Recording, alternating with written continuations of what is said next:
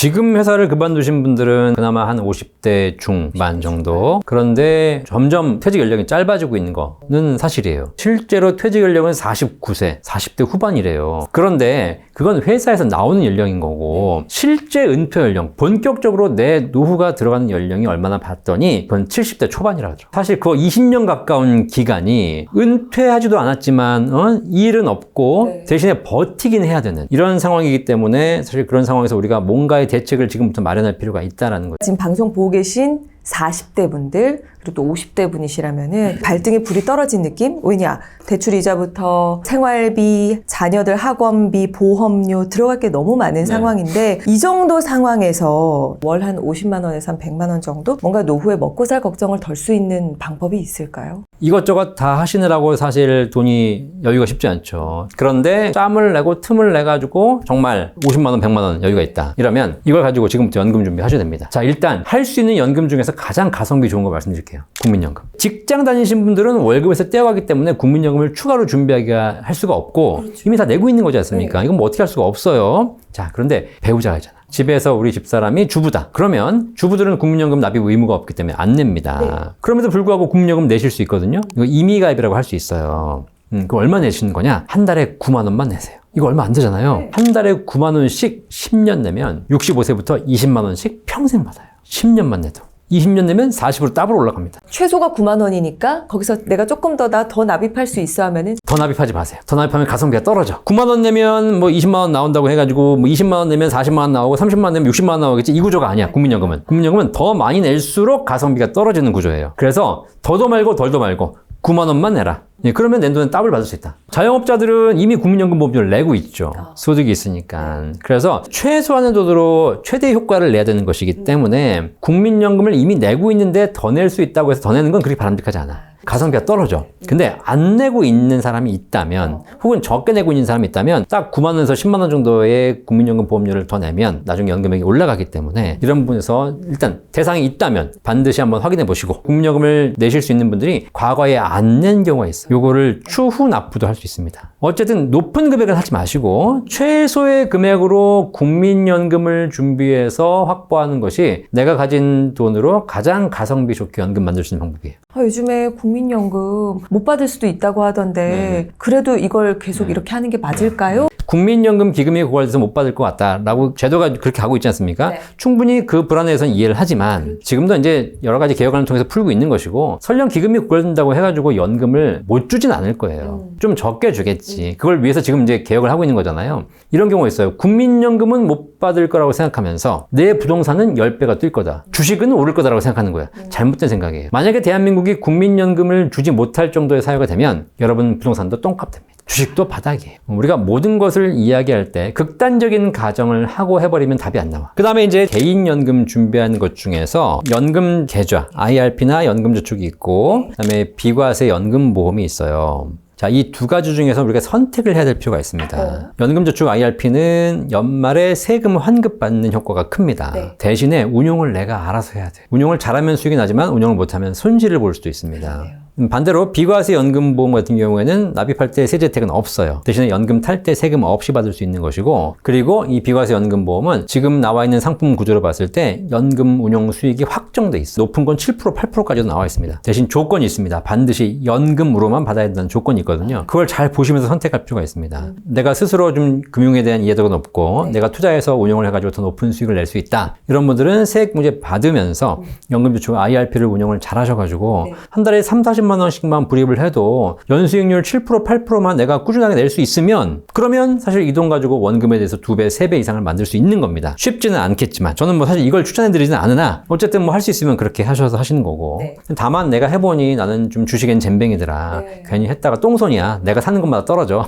이러면 안 돼. 이러신 분들은 괜히 이렇게 해서 부담스럽게 운용하지 마시고 비과세 연금보험에다가 꾸준하게 불입하시면 내가 생각하는 것보다 훨씬 더 많은 연금액이 확정이 돼요. 비과세 연금보험 같은 경우 그러면은 월 납입금 한 어느 정도 구간으로? 내가 여유가 되는 만큼 30만 원이면 30만 원, 50만 원, 50만 원 가능하다면 40, 50대 이제 이런 가정에 말씀드리고 싶은 게 뭐냐면 이 정도 비과세 연금보험을 할 정도 생각이 있으시면 남편 이름보다는 부인 이름으로 한번 해보죠. 남자들은 직장 생활 많이 하잖아요. 국민연금이 있어요. 퇴직금도 있어요. 그다음 집도 남편 명이야. 이렇게 다 하다 보니까 사실 얘가 노후 상담하다 보니까 노후 연금을 설계하다 보니 대부분의 연금이 어디서 나오고 있냐면 남자에게서 나오고 있는 거야. 자, 그래서 남편이 돌아가시면 굉장히 문제가 많이 생겨요. 그래서 부부의 연금은 약간 좀 서로 비슷하게 준비하는 게 좋다. 그래서 혹시 우리 가정에 연금을 더 준비하고 싶은데 직장 다니는 남자들의 연금액이 잘 준비되어 있다면 사실 이런 개인 연금의 준비는 부인 이름으로 하시는 것이 훨씬 더 균형 잡혀 있고 안정적인 노후 설계가 된다. 주부들은 또 만약에 소득이 없으시다면 사실 연금저축 IRP 같은 연말정산 세액공제 받는 연금은 더 의미가 없습니다. 소득이 없으니까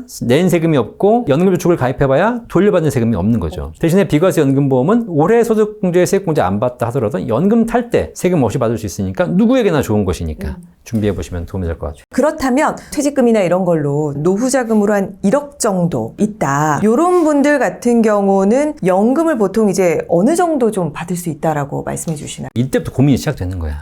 지금 좀 전에 말씀드린 건 한 달에 30만 원, 50만 원 납입하는 거잖아요. 네. 투자를 잘 보시면 아시겠지만 한 달에 50만 원씩 납입을 하게 되면 적립식 분할 투자가 가능합니다. 자, 그러면 코스트 에버리지 기법에 의해서 우리가 분할에 투자하기 때문에 리스크가 줄어들고 주식에 투자해도 크게 무리가 되지 않아요. 손실을 봐도 그렇게 크지 않고 수익을 봐도 어느 정도 정해져 있고 그러니까 이거는 누구나 하고 계시죠. 근데 갑자기 5천만 원 1억이 생긴다? 이건 고민스러운 거야. 아니 1억을 내가 투자를 해? 할 수는 있겠지. 근데 한 방 목돈이 1억에 들어가는 순간 내 목돈 가지고 투자한다는 것이 굉장히 두려운 겁니다. 근데 한 달에 꾸준하게 적립식으로 쌓아와서 1억을 만드는 사람들은 그렇게 해왔기 때문에 거기에 대한 편견이라든가 불안이 적어요. 근데 한 번에 목돈을 하는 사람들은 되게 불안합니다. 자, 그런 분들 같은 경우에는 국민연금에 추후납하는 방법 꼭 생각해 보시고요. 과거에 안 낸 걸 내야 되는 거니까 한 번에 한 1,000만 원, 2,000만 원 내는 겁니다. 다만 그 추후납부를 할 때 시점을 좀 고민해야 되는데 추후납부는 오래 할 수도 있고 그 다음에 연금 받기 직전까지는 언제든지 할 수 있습니다.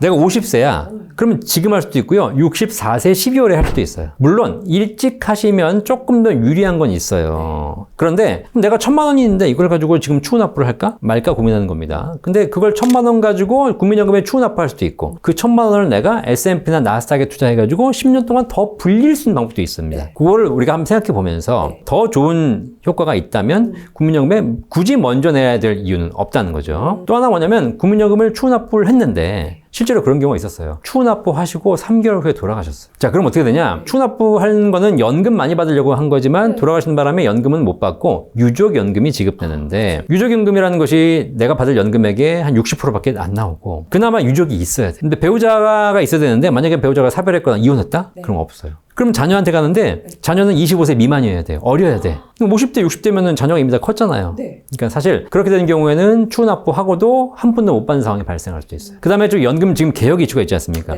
개혁이 되면서 추후납부 대상할 수 있는 소득대체율이 올라간다는 얘기가 있습니다. 지금 소득대체율이 올라가면서 오히려 지금보다 나중에가 더 연금액이 더 높아지는 구조가 나올 수 있어요. 그러다 보니까 여러 가지 변수를 감안해 봤을 때 제가 보기에는 추후납부는 굳이 미리 하는 것이 모든 면에서 유리한 건 아니다. 그래서 상황 봐가시면서 하시면 되고 특히 연금 개혁의 이슈가 있기 때문에 개혁되는 걸 좀 보면서 결정하자. 그 다음 이제 개인연금 중에서 활용할 수 있는 방법이 뭐냐면 최근에 나온 상품 중에 목돈 5천만 원 1억을 맡기고 그리고 한 10년, 15년 거치했다가 65세나 70세부터 연금 받으면 제가 해보니까 50세 남자가 1억을 맡기고 70세부터 연금 받으면 한 달에 110만 원씩 평생 받더라고요. 110만 원씩 받으니까 한 8, 9년 받으면 원금은 다 받는 거고 그 다음부터는 계속 수익을 받는 구조가 나오거든요. 그러면 지금 말씀하신 이런 연금보험 같은 경우는 어떤 종류의 연금이라고 생각하면 될까요? 이런 연금들은 비과세 연금보험 중에서 최저보증연금보험이라는 종류입니다. 연금액이 보증돼 있기 때문에 훨씬 더 안정적으로 우리가 연금을 받을 수 있다라는 상품들이 나와 있으니까 사실 그 상품이 나오기 전까지는 1억을 맡기고 한 달에 50만 원, 60만 원 연금 만들기가 쉽지 않았어요. 근데 지금은 아까 말씀드린 한 20년 정도 거치하면 100만 원 넘어가고요.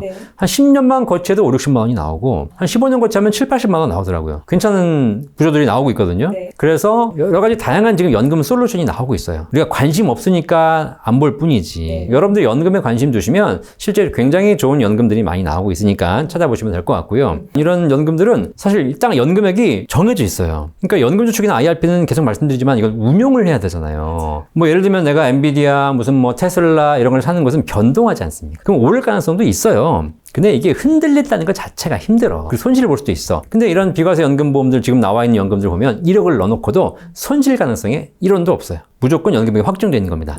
하지만 조건이 딱 하나가 있긴 해. 반드시 종신연금으로만 받아야 된다. 이 얘기는 무슨 얘기냐면 중간에 절대로 필요하다고 인출하거나 해지하면 안 된다. 1억을 가입하는 순간 1억은 없어지는 거야, 내 통장에서. 대신에 나중에 연금으로 한 달에 100만 원씩 받는다. 요거를 기억해야 되는데 이제 그걸 기억하지 못하고 내가 통장에 1억 있으니까 이거 좀 필요할 때 뺐어야지. 갑자기 무슨 뭐 애가 와가지고 아버지 사업할 때니까 5천만 원만 빌려주세요. 이럴 때 뺐으면 그때 인출할 때는 페널티가 부과되기 때문에 5천만 원 빼고 싶어도 5천만 원도 못 빼고 4천만 원, 3천만 원 한 푼도 못 뺐을 수 있다. 그런 페널티는 감수하고 연금으로 받을 조건으로 한다면 굉장히 좋은 연금이다.